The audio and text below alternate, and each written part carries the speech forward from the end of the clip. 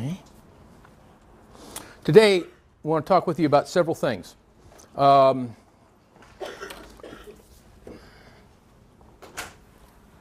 As a preliminary to this, let me tell you what my quandary is. And I made a decision a couple of weeks ago. As you know, that this is a course where we have multiple sections that are being taught, and so we're trying to teach it in a way that's as similar across sections as possible. But our class is using the prismatic organizational model as a fundamental kind of organizing framework. And the book, as good as the book is, has a very interesting kind of structure. It's almost counterintuitive the way the book begins. It begins with the task environment, as you recall. It begins out there in the environment. And then it gives you organizational theory kind of in bits and pieces, and the chapters are essentially built around positive corp, if you will, or the functions, the various kind of very specific skills and knowledge that a manager is required to have, right? But what do we know in terms of social work practice, at least the fundamental kind of models that we use in terms of the relationship of explanatory theory to interventive theory? That is, understanding a client or understanding a system and then actually intervening and creating change. Don't we generally argue that high-level explanation is generally a good guide to the choices we make about interventive technologies? Right? It's one of the things that distinguishes, let's say, a profession as opposed to a trade. It's one of the things that distinguishes a professional from somebody who's a technician who might be highly, highly adept with a particular kind of training, but may not be fully aware or particularly aware of the broader context within which choices could be made. It's also the difference between on-the-job training and probably university-based education many, many times. And those of you who've worked for years in human services have probably had those aha experiences in class when you say, oh my gosh, is that why we're doing that? Or, oh, I never thought there was a different way of doing that. Now I realize that there is, and perhaps a better way of doing that. It's my experience and my belief that at least most American social work students actually appreciate building knowledge about the nature of organizations kind of like from the ground up. That is, from the level of the individual to the level of group to the level of a complex organization, and finally the environment. I see a number of you nodding as well, agreeing with that. So as you'll notice last week, what I tried to do was to give you some orientation to looking at an organization from the impact or from the perspective of the individual, organization qua individual. Right? Great deal of content. We got through some of it in class. You have other stuff that's been posted on D2L to help you appreciate how the individual impacts the organization and how the organization impacts the individual. Today, we're going to take that up one level and we're going to look at groups, organization qua groups. So what we'll do is we'll start out by looking a bit at the nature of group. And I've got what's called a cognitive map of group that's authored by Dr. Jerry O'Connor out of Florida State University. Familiarize you with that. Then we'll take a look at groups within organizations. That's really where we get into the organization qua group stuff. But then we'll try and link it to the chapter on planning that you had. And it's a little bit out of sequence because, to be real frank about it, I would have preferred to have dealt with that chapter when we get to the very next unit in our prismatic organization, because frankly, your planning chapter emphasizes goals so much, and goals really are a characteristic of the formal organization as opposed to anything that would be, well, subordinate to that. That is to say, group or whatever, but we'll make the connection there. So that's what the plan's going to be. So we'll have a number of fairly discrete kind of, I will say mini lectures, but you probably aren't going to think they're mini, and we'll go from there. Questions? Okay. About next week. Are you going to be posting anything for Chapter 6? Am I going to be posting the exam? No. Did you say? Anything. Oh, yeah. Right. The exam. Did you bring it up? Yeah. But until I can get to that, just go with your syllabus, and the syllabus is posted, etc. And then what I'll do is, as I can, I will post that. Yes. And as you could tell, I got behind this week. Yeah. And welcome to the real world of Dr. Michael Smith. There you go. There's real world happening right out there right now, isn't it? Okay. Here we go. I was fortunate to know Jerry. I'm hoping that he's still healthy and down there. Fine guy, and made some important contributions in terms of the application of general systems theory to social work thinking. Okay. This is the beginning of a basic examination. Get that down there if I can. There we go. Way of thinking about the group. And what we're going to do here is we're going to differentiate between the element level, which is the individual. That's the system level, the individual, and the collective, which is the group. And we're also going to distinguish between those things that are enduring, that are patterns, and that's what structure means, and those things that are more dynamic, more time limited, and that's process. Now, you've actually seen this, but in a somewhat different form. You remember this. This is our prismatic organization diagram, if you will. And you recall that we talked about a hinge, in a sense, being right here, so that once we knew things that were specific to an individual, or the things that were specific to specific individuals who collectively are part of an organization or a group, we can fold that content right in here, and then that represents cognitively or intellectually that part of the group process and the group structure that we can reduce down to the level of individuals. Now that's reductionism, right? And it's also analysis in the Western scientific tradition. But if we're going to synthesize, which is the real power of systems theory, then we're going to have additional content here. And remember what we called that additional content as we're moving up? What was this particular square right here? Emergent characteristic. Very good. That's exactly right. Or emergent phenomena. Very, very good. Right? So all we're doing with this cognitive map of groups is we're taking this part of the group, which actually is this, the individual, and we're putting it down here at the base. And then we're simply saying that there are characteristics and then there are processes of the individual. Right? You have gender. You have personality. You have age, right? But you also behave, you also act. And that's the difference between structure here and process here. Now, this part of group, that which is emergent, we're putting up here.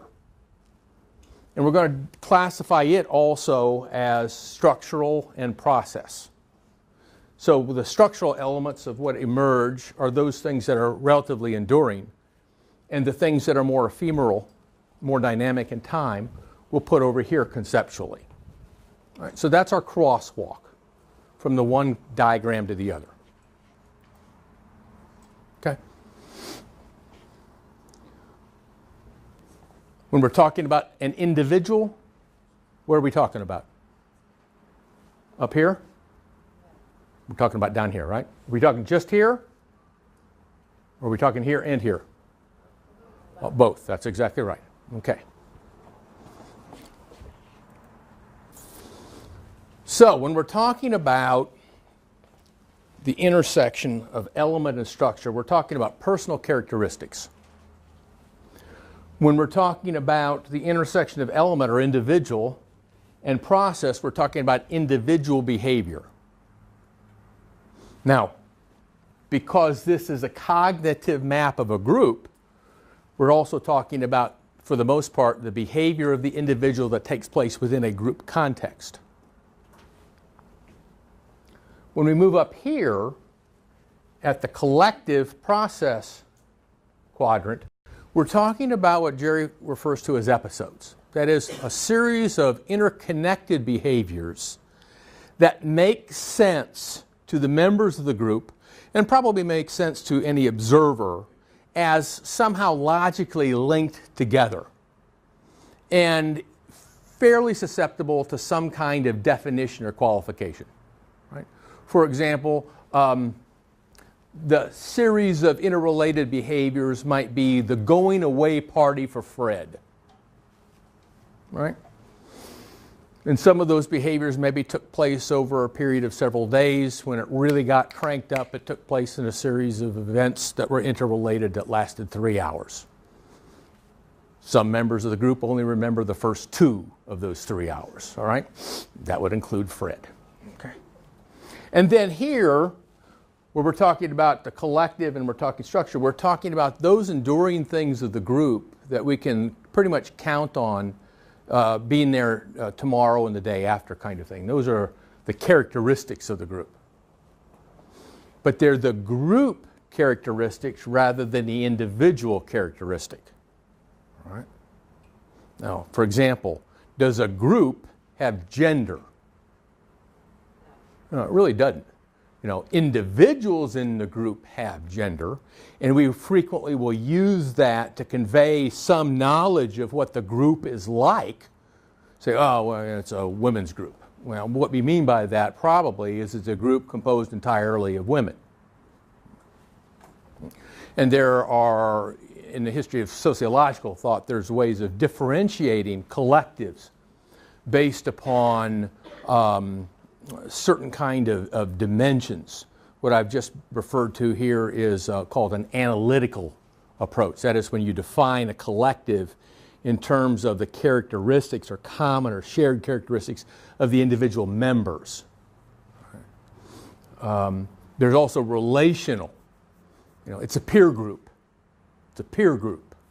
Okay, what does that mean? Well, it's a group that's defined by the relations and natural relations that people have with one another, particularly if they happen to be of the same or similar status. Okay. And then there's a way of describing a collective that's called global. And that's where you try and draw characteristics that emerge, right, at that level, that aren't reducible down to analytical attributes of individual members or simply the way they relate to one another. Let's see what those kind of things look like. Okay. For the individual, here, ready for this? This will be interactive. What are some characteristics at the individual level that we might identify that would go in here? Gender, very, very good. She's really on top of it, huh? Who else can compete with that level of intellectual acumen? Anybody? What? Age, wow. Who said graduate school was tough, right? So these are among some of the kind of attributes or characteristics of individuals that we might find in our group. So, you know, people have a certain level of intelligence, right? That basically doesn't change. You know, age obviously changes, but it changes slowly enough that we can think of that as a characteristic rather than as a passing kind of attribute or something. The skills that somebody has, again, they're malleable, but at any given time, the skill set that people have is fairly determined and probably not going to be amenable to rapid change. So we're talking about relatively enduring kind of patterns here for them as characteristics of the individual. And again, we could, if we wanted to use an analytic approach to defining what our group was like, we could define a group in terms of any of these particular attributes. But again, when we do that, we're defining a group in terms of a common denominator or a mean or something, a shared interest of individuals, and that characteristic is actually owned at the level of the individual. Okay.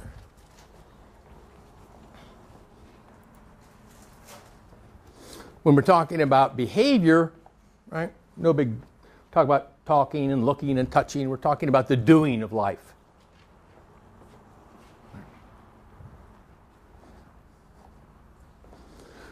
For the most part, none of this makes any difference until people actually behave.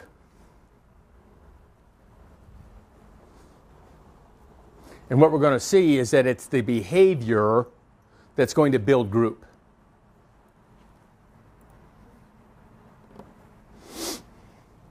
Now, what are some of the episodes that we might expect to find in the group as it forms and as it maintains itself? Right? So here are just some. This notion of creating a collective identity. And some people have argued, for example, that a group identity begins the first time somebody in the group uses the word we or us. And sociologists distinguish between crowd or mass behavior and group behavior.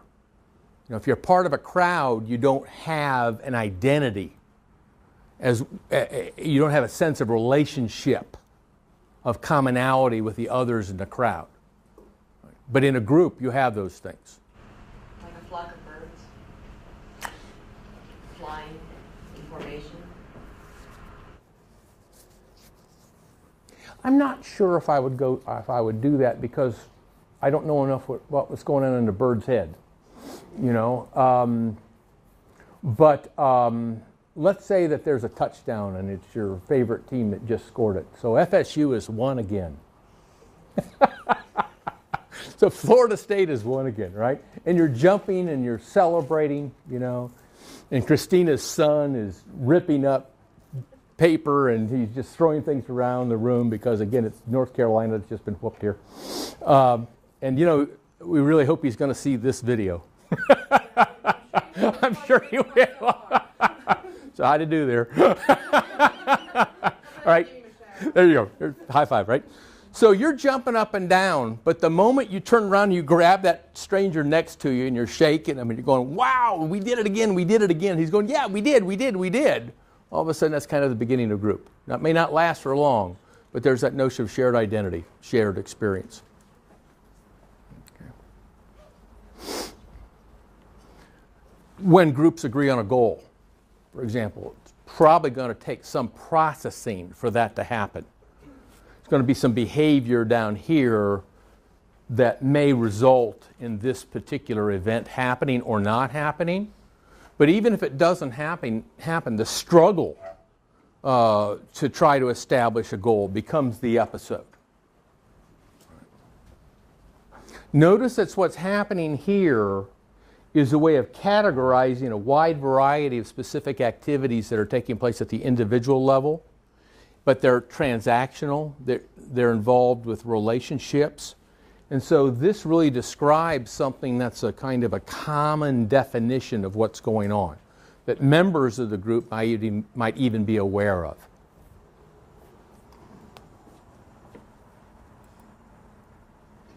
And what does this lead to? Well, boundary, our systems concept here, who is and who is not a member of the group. Norms. What are the expectations we have for one another in terms of how we behave toward one another, in terms of what we value? What are those values? Right? How is leadership expressed? More importantly, with regard to a characteristic here, who assumes leadership roles? As we're going to see in a group, there are typically multiple leaders because there are typically multiple leadership responsibilities. And at the easiest and at the basic, we're probably talking about task leadership and we're talking about affective leadership. Taking care of the business of the group in terms of task leadership and attending to the feelings of group members as a primary responsibility for the affective leader. Now, in most groups, the affective leader and the task leader are different people. They're not the same people. Right. In most groups, the task leader is not also the affective leader, or the emotional leader of a group is generally not the task leader. And there's a body of research that would suggest that of the two, you know who's more important to the group? The affective leader. Yeah, the affective leader. Right. So what we see here then are some of the ways of categorizing a group based upon emergent characteristics that arise over time.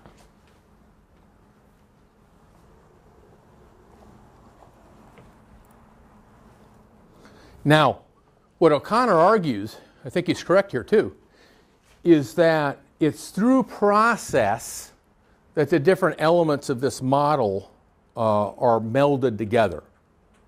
Right? This is behaving over here. Right? Either at the individual level that's taking place within a group or the behavior of the group itself. These are relatively static. So the group as an overarching collective doesn't influence the individual except through behavior and vice versa. And that as individuals create group, then we have, and we've talked about emergent characteristics, right? We've also talked from a systems perspective that overarching or more encompassing systems have a way of influencing things that are subordinate to them at the systems level. Do you remember the concept, the term that we used for that? What was the term we used in terms of the downward influence? And what was the nature of that influence? Close. What?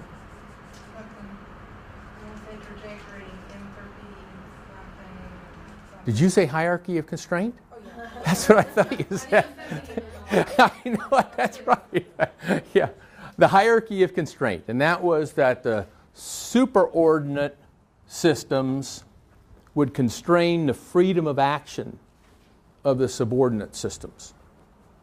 So we're also seeing that there's an influence that's moving back down that might emanate here from certain kind of group characteristics expressed through the way episodes take place or which episodes take place, influencing the behavior of individuals in the group and perhaps ultimately their individual characteristics.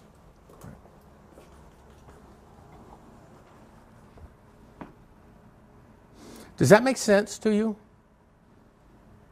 I mean, if you walk out there, you don't even have to walk out there. We've got groups right here. Take a look around. Does anybody see this thing? You don't, do you? I mean, you see it with your mind, not with your eyes, if you think this has value to you, right? Think in terms of some group here in the program of which you're a part. Right? It might be a study group. It might be a social work, a student association group. It might be any one of a number of cliques or friendship groups, right? Do you find yourself relating to one another at any time with what you perceive to be a common frame of reference? If you're nodding yes, then the behaviors that you're exhibiting and that you're seeing exhibited toward you are defined by that common frame of reference, which we've referred to here largely as an episode. Right? And to the extent that that group has value to you, it is important to you, then you're beginning to build intensity in the group. And the extent to which you can begin to count on the group to behave in certain ways, to value certain things, you're talking about the development of norms and a sense of cohesiveness in the group. You're experiencing it, right?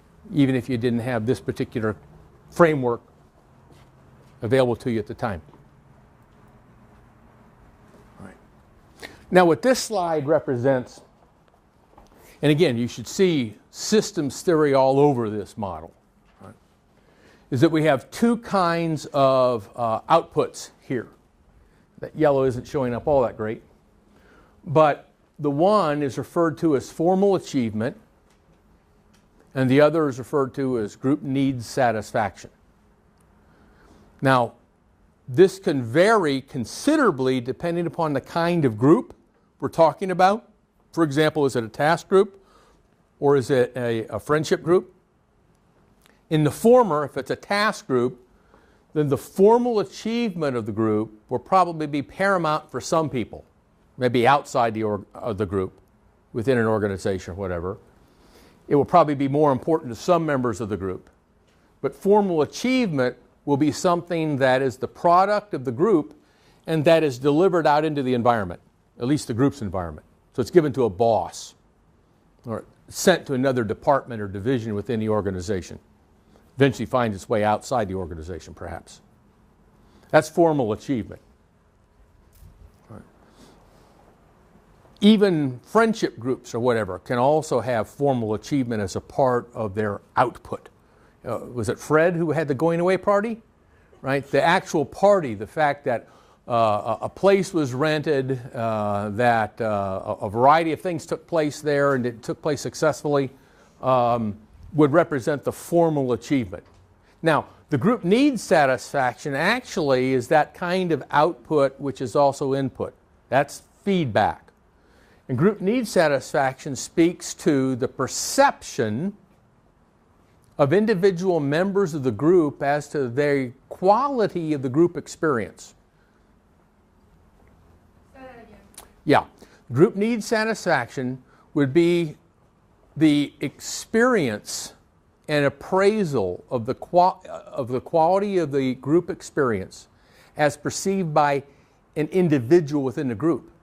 But all individuals within the group are also doing this somewhat simultaneously. Do you remember when we talked about Cooley's looking glass self? Remember? And we were saying there that the looking glass self represented an effort on the part of, let's say, ego, the self, to evaluate and empathically understand how others see the self. Well, you're not going to be equally accurate with everybody in your surround. You may read some people's behavior better than you do others. Group need satisfaction isn't going to be exactly the same thing for all members of the group. But again, because there's a shared context here, there'll probably be some kind of commonalities there. The important thing about group need satisfaction is that it attends to the emotional needs of people and their decisions to continue in the group or to value the group. And group need satisfaction is a product of group experience itself.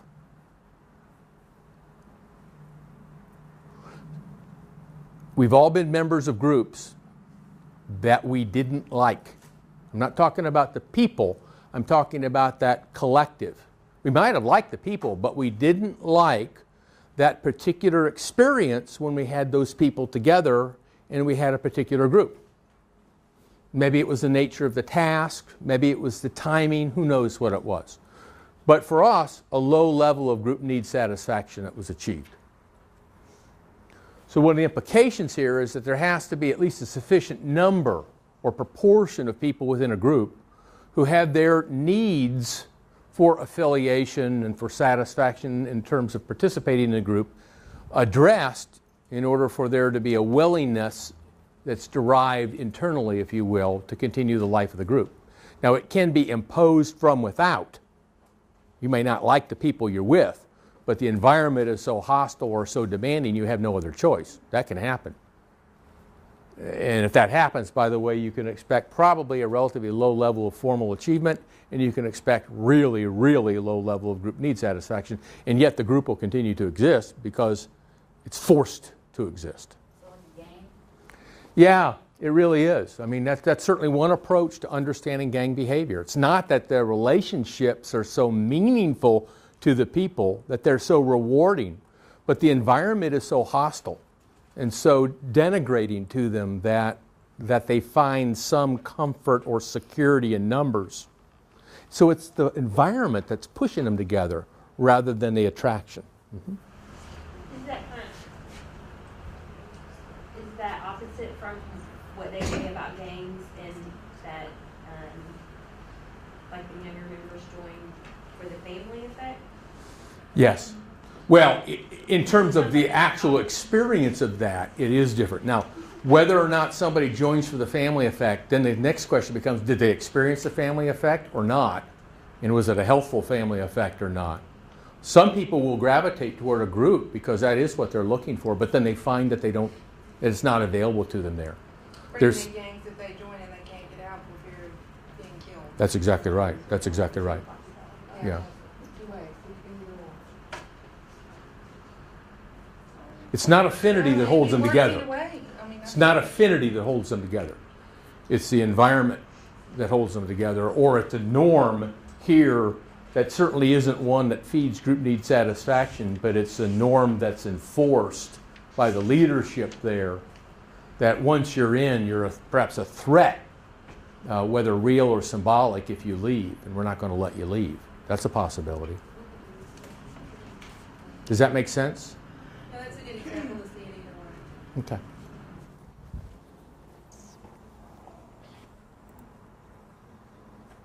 Okay, so we go back to our basic model here. All right.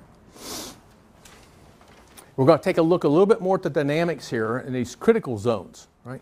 Now, this gets a little bit kind of messy here, but let's remember the basic 4 quadrants represented by the solid lines here. Right? Now think of each one of these quadrants as being dynamic, as having the opportunity to expand or contract. What O'Connor is arguing here is basically this, that if, let's say, group structure contracts so much, there's so little that we can actually identify that kind of fills that space, then that represents a threat to the viability of the group. That would be represented, let's say, by this area right here. Here's the normal space of it.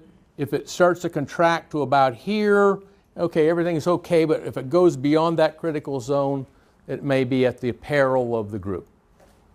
Likewise, if there's expansion out, it begins to crowd these other areas. We're going to see this with some examples in just a second. And perhaps this represents, let's say, again, the outer limits of a healthful expansion of the group characteristics or the group structure quadrant. Anything beyond that starts to imperil, in a sense, the health or the viability of one of the other quadrants. And if we wanted to, we could think of those quadrants each as subsystems or as separate systems.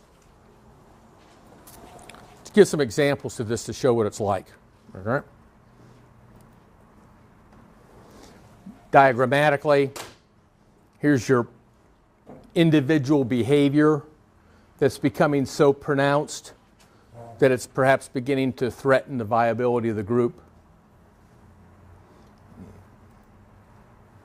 Diagrammatically, an episode that's so significant, so overwhelming of the time and energies of the group that it begins to swallow up, if you will, other parts of this conceptual model.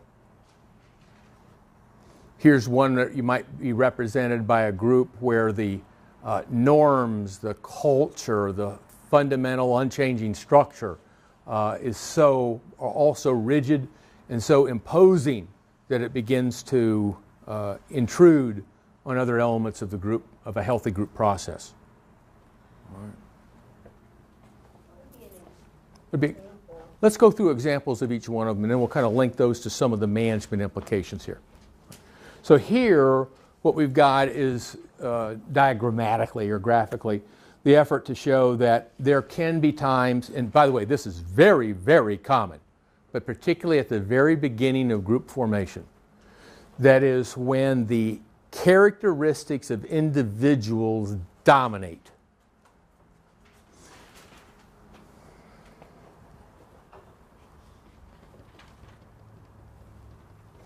Come up, sit right here.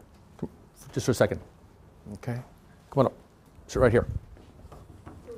I'm pointing to you. Come on up. Sit right here. See, what I'm doing is I'm forming a group. Right? Go ahead, have a seat. Have a seat. New member of a group? Or member of a new group? Take a look at the environment. Right? Environment? Take a look at the group. All right. No offense. Not much of a group right now, right? I mean, why are you together right now? You forced us. That's right. I forced you. That's exactly right. Yeah. All right. How important is your group to you? Not too much, huh? Was that a particularly important thing to hear from him? Did that impact you pretty severely? No, it didn't. Okay. If you were to go back to your seats where you've been or were just a minute and a half ago, would you feel a particular loss of this group? This has been a pretty ephemeral group experience for you, hasn't it? That is to say, that's not very significant to you, is it? Would you like to go back to your seats? Why don't you go back to your seats? Ladies and gentlemen, we mourn the loss of that group. We didn't lose any individuals, but we did lose the group. And as a matter of fact, for about 2 minutes there really wasn't much group structure, was there? Anything that was there that was a group structure, well, would probably have been defined by the analytical or relationship kind of variables or labels, and not by anything that grew out of a process, because that does take some time to develop. So what we had here was a group, quote unquote, only in its most embryonic sense, right? And we could talk about how it was composed: 1 male, 2 females, 3 social work majors. We could go on and on and on like that, but each time we were just defining it in terms of the attributes of individuals. Or we could do it in terms of a relationship thing. Here they were peers, equally or apparently equally put out by having been forced to be here, you know, and not feeling that this was an important thing at all in their lives, and in fact it wasn't. What we saw there for that brief period of time was individuals dominating. Individual characteristics dominating. That's an example of that. Right. Now, when this happens in a group, is that a particularly important thing? If it's not at the beginning, right? This is a group that's been going on a while, and now individuals begin to, or the individual differences and individual characteristics begin to dominate the nature of that group, the life of that group, the events of that group. You know, you've got a group in crisis then, right? You've got a group that's probably about to splinter if it has been anything more than that at any given point in time. If you're the manager of such a group, see, there are certain kind of implications for that. And I would suggest, among many, these are not exclusive, they are not exhaustive, would be selection. All right. Take a look at your selection criteria. Take a look at your selection processes. Are you hiring the people you need for the tasks that you have at hand? Or if you're recruiting to a group from people who are already a part of the organization, have you matched individual skills and knowledge to the nature of the task at hand? When you composed your group, did you do it in such a way that you made available to the group a full repertoire of the knowledge and skills and resources that were going to be critical to the group in order to meet its challenge, its formal task? All right. My team at work, I have a mixed team. Mm-hmm. I have 2 court liaisons, I have an ex-IP worker, I have an assessment worker. And it's not so bad now, but originally when I inherited the group, their characteristics were so different, and they all had different tasks. And the personalities were so strong that we really didn't have a meshed group. They were kind of like going in their own different directions. That's a great example of that. And it was very difficult to stay on task or be willing to help this person because of their personalities. It was just crazy. That's a great example of that. And we'll come back to that a little bit later on when we talk about the stages of group formation as well. And it's possible that a group won't proceed comfortably or successfully through those various transitions. And it could well have been as well that given the personalities, perhaps even given the disparate professional, personal perspectives of people, or their competition over certain kind of roles within the group, particularly the leadership roles, they may never have been able to gel. But what you're describing is a wonderful example of what was formerly constituted to be a group, known as a group, even by its members, but yet dominated by the characteristics of the individuals as individuals, and successfully competing against the more encompassing group level dynamics that would be available there. Yeah. Now, and that's what it's getting right there, in part. Although when we're talking about personnel policies here, we'd be talking about things like the variety of professions, the variety of people that are included within an organization or within a group. On the one hand, if it's too homogeneous, then you lose the ability perhaps to meet the task at hand. You lose to some extent the ability to see a problem from various perspectives and then to use the resources of the group to attack a problem in a variety of ways. But if you maximize the heterogeneity within a group, you challenge the ability of group members to communicate with one another or to find shared values and shared experiences as the basis of trust. And you need that as well to move on. So as so many other things, we talk about balance, easy to talk about, difficult to identify what the specific elements of balance would be. But in this case, it would be a variety of skill sets, but a value system that at least can congeal, and absent very important values that would be disruptive of the various members of the group. Training can be very important if you have a composition of a group that's set, but those people are challenged and the group itself is challenged and unable to meet its formal tasks. Proper training may, in fact, be the answer to that kind of thing over time. Here we move on, where we're going to see certain kind of behaviors dominate at the expense of a more healthful and healthy group process.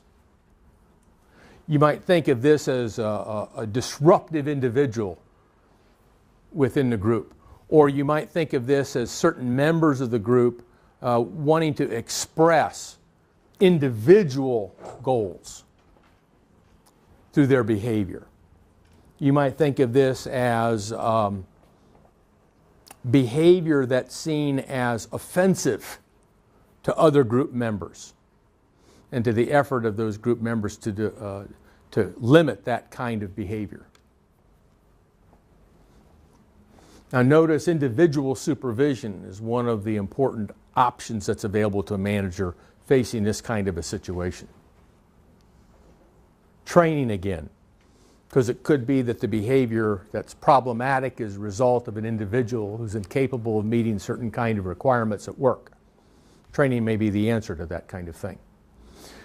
Here's job redesign. Here's where we're turning that kind of problem on its head. We're saying, well, maybe the problem doesn't rest with the individual, but maybe the problem is in the nature of the job itself. And then we go back to Herzberg and something that I mentioned last week when Herzberg, and I'll clean it up a little bit, said, well, maybe if somebody's doing a kind of a rotten job, it's because you've given them a rotten job to do. So let's go ahead and let's get involved in some job enrichment or job redesign or job sharing or job rotation. And that may be able to address that. We may be able to introduce or manipulate group rewards or sanctions to begin to place some kind of constraint upon behavior that's problematic, or that we may be able to entice behavior that we find to be particularly productive through those rewards or sanctions. When you're introducing group level rewards or sanctions, you are reaching down, if you will, to the level of individual motivation. Team building is a very common response to a problem where you've got people together, but they're pretty much all kind of doing their own things. Anybody been involved in team building exercises at work before? But looking back, in looking at this, I have an employee who is here.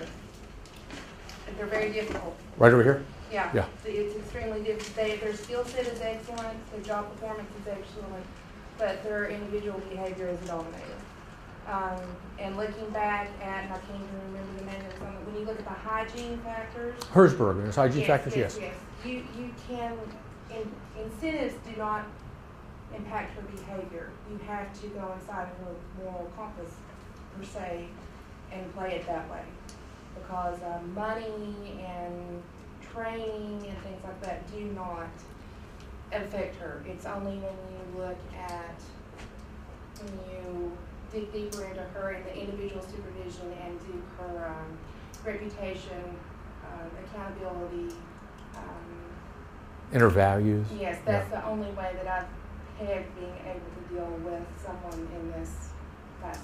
Well, when you mention moral compass, you're right on top of motivators, if you will, and what that person might think of as intrinsically rewarding or the absence of that. If you were giving more money, almost perpetuated the behavior because it was a contractual agreement there to do this, because the skill set was there, but the behavior was still there. So it was the money almost validated her behavior. So I had to find something else. I had to dig on her dignity or something. Well, but you're involved at the individual supervision level, weren't you? Yeah. Where in these two that we've been talking about down here, as a manager, you're pretty much cast back on your ability to intervene at the level of individual.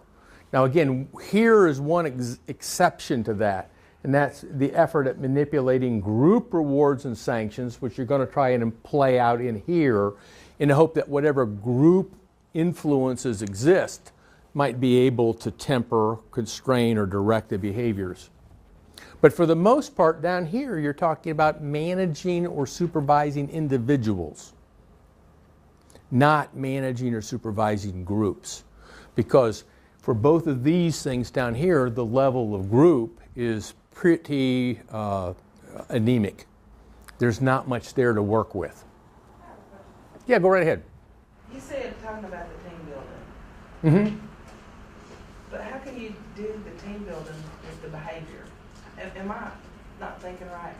I mean, like how she was talking about her, she has a staff member, but you have a staff member with behaviors, and the team building. Tell me how that would work. Okay, you're going to try and create, in many cases, a structured kind of a set of events that will require behavior on the part of people who, for the most part, see themselves as individuals, have a very loose connection to the collective of which they're a part.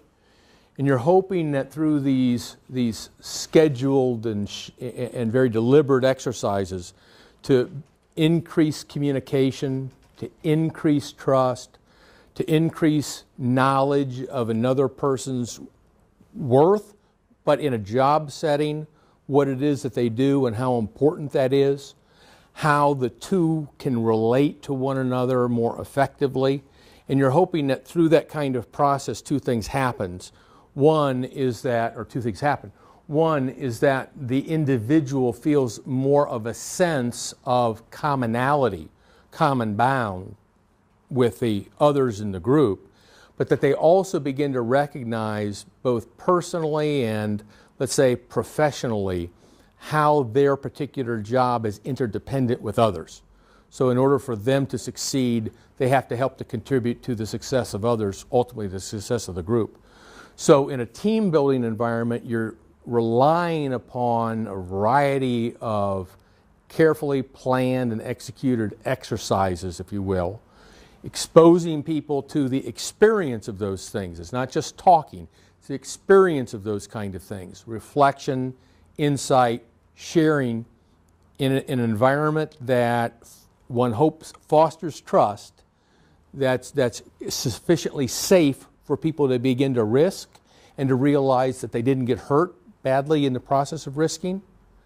And then there's that sense that we all did that together. So you're trying to build, again, that notion of a more cohesive group that has a common identity, better understanding of where one fits within the group emotionally, but also professionally or occupationally. And then probably you move on to the next stage of that. Because no one group team building exercise is going to be so overwhelming and so sufficient that it alone is going to accomplish those kind of things.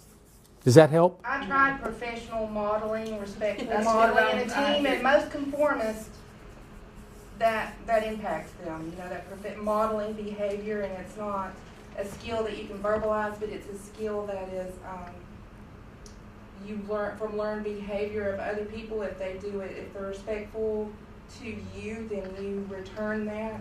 It didn't work with her.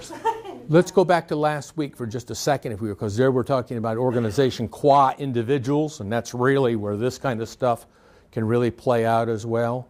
And there's something that I didn't say then. We'll talk about it toward the very end of the semester when we're talking about stress, when we're talking about self-care in organizations, etc. But there is the reality that there are folks in organizations that we refer to in the employee assistance community as impaired workers. There are people who bring significant emotional and interpersonal problems that are, you know, a fundamental element of their lives into the work environment.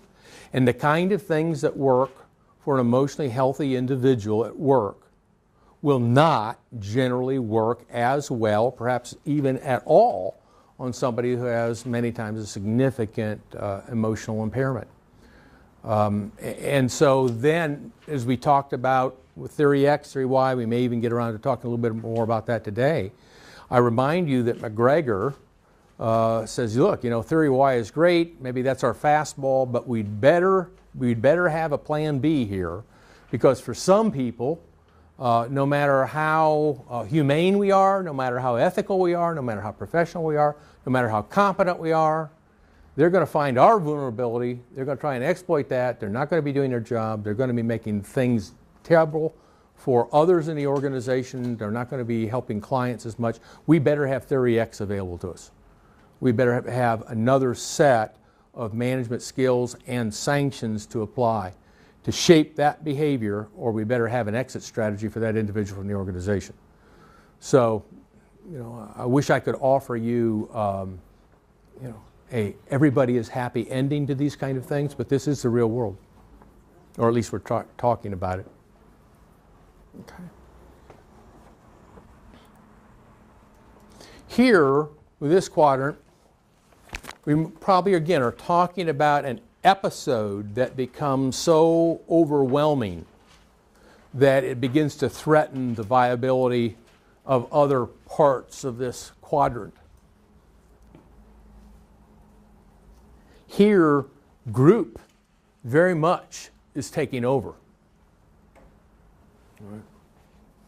This might be a crisis, let's say, in a norm, a crisis in a goal or in the life of a group, and it's expressed as this episode. Now notice for the first time I'm pointing to the importance of group supervision here in addition to individual supervision. Because at this point in time we are talking about the group, the collective, the overarching, embracing, more encompassing system influencing behavior, shaping the definition of episode. Because group as a collective phenomenon is exercising this inordinate influence, then for the supervisor, the ability to intervene and to supervise group as an entity in addition to providing individual supervision can become critical. Now notice the individual supervision is especially of group leaders. See that? In both cases here, supervision of the group, getting all the members of the group together, talking with everybody, right? Trying to influence the group norms, for example. Trying to influence the ability of the group in terms of problem solving and adding to their problem solving skills collectively. That might be part of this. But taking certain members of the group aside and talking with them, trying to get their understanding of what's going on and helping them to better understand from your perspective, perhaps options that are available to them. That's the effort of harnessing the informal leadership of the group even as you, as a formal administrator or supervisor, are trying to influence the life of the group, trying to put in harmony the informal along with the formal leadership structures that influence group behavior, group structure. You might, at this point in time, be considering manipulating group composition, for example. Let's say it's a crisis because they're up against a deadline and they're not being able to meet it. You know, the formal achievement of the group is seriously deficient as they're coming up to that deadline. Maybe this is the time that you augment the group with additional members or additional skills. That's a possibility as well. But notice when you're doing that, you're also, you're making an effort to ultimately influence the kind of the composition of the group, what it has available to it. Can anybody think of an episode that you had, or experienced, or aware of, where the events in the life of the group imperiled its effectiveness or impacted negatively upon, let's say, the emotional or social health of group members? Would that be like where you have a team? Yeah, that's right. And you have, say you have 10 workers, but then 3 of your workers are on leave. Go ahead. So is that the right thinking of this? Because then you're down all those workers and you have to still meet your task. Yeah. Yeah, so the team itself has a collective responsibility. They now find that a number of their team members aren't available to them, so the resources they have are insufficient to meet the demands that are upon them. The stressors start to build up. It starts to influence their behavior toward one another, their effectiveness toward the organization and toward clients. Yes, very much so. Yeah. So, for example, at group supervision, you might come in and you might actually begin to offer them, a sympathetic shoulder. Right? That alone is not going to help, but it's never a bad thing, probably. Individual supervision, that is helping the group and through its leaders prioritize the most important things that need to be achieved, and if anything's not going to be achieved, what are those going to be? Aligning that with the organizational goals and priorities at that point in time. But here, this is probably going to help probably more than anything else. Let's go ahead and shove a couple more workers in there temporarily and help relieve the stressors by helping, throwing more shoulders into the workload. Yeah, that one might be an example of that.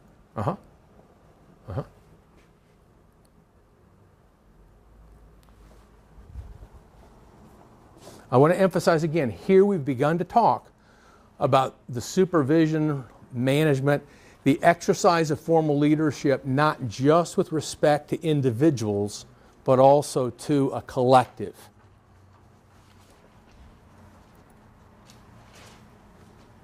And here we have an example or illustrated the opportunity to think of groups where structural elements, group characteristics, become so prominent, many times inflexible, that it begins to create problems for the group and for group members. What might be an example of this kind of thing, where certain kind of elements of group structure become so important, so overwhelming in the life and the process of a group that it begins to crowd out the other necessary activities and functions of a healthy group? What about a manager leaving and someone coming in replacing the manager? Could that be part of that? You know something? It could be. I would think of that probably more like the latter one in terms of the episode and what that kind of crisis might involve, right? But let's stay with the notion of leadership, right? What happens if the leader of the group is so powerful and inflexible that other members of the group can't comfortably express their opinions, their perceptions, etc.? And what happens if those other members of the group are aware of really important changes that are taking place in the agency's environment, or real important events that are taking place in the life of clients that the leader refuses to acknowledge. Right? That might be an example of a kind of an inflexible but overwhelming kind of leadership presence that begins to crowd out the opportunity for the group to better attend to its health and to its formal needs, and it may also begin to crowd out or negatively impact the emotional, professional, sometimes even physical health of members of the group. That's an example of that kind of thing. Sometimes groups will form and their norms will become so almost overreaching that the intensity of the group becomes so great that individuality begins to be lost in the group. Cults, great example of that kind of thing. Yeah, great example of that kind of thing. In situations like this, then, do you have a breakdown in the system? Because once it starts affecting individuals in a group, it starts affecting work, it can start affecting productivity. Can, but remember, we still are talking about groups, and there are many, many groups exist throughout an organization.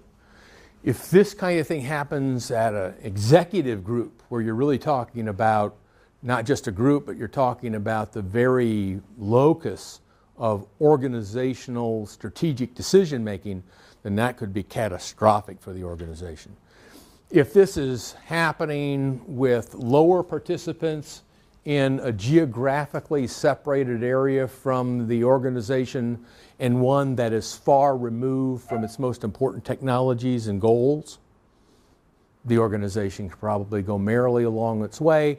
You're going to have some people who are miserable. Does anybody know of organizations that can continue to exist even when some members of the organization are miserable? That kind of thing happens all the time. Mm-hmm.